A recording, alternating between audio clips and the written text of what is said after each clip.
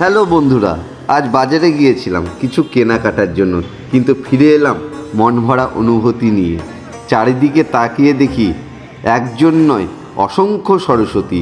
কোথাও মায়ের চোখে কোমল হাসি, কোথাও আবার গভীর নীরবতা, যেন বলছে জ্ঞান কখনো শব্দ করে আসে না। মাটির শরীর, রঙের ছোঁয়া আর শিল্পীর নিঃশব্দ সাধনায় প্রাণ পেয়েছে বিদ্যার দেবী। প্রতিটি মুহূর্ত চোখে লুকিয়ে আছে কত ছাত্রের স্বপ্ন, কত মায়ের প্রার্থনা, কত শিক্ষকের আশা। এই বাজারে আজ আর বাজার শুধু নয়, এ যেন একটি চলমান শিল্পশালা। এখানে টাকা নয়, বেচাকেনা হচ্ছে বিশ্বাস, ভক্তি আর ভালোবাসা।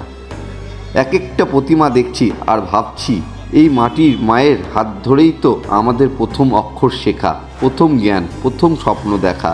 সরস্বতী পুজো মানে শুধু একদিনের উৎসব নয়, এটা নতুন করে শুরু করার সাহস, ভুল থেকে শেখার শক্তি, নিজেকে গড়ে তোলার আরেকটি শক্তি।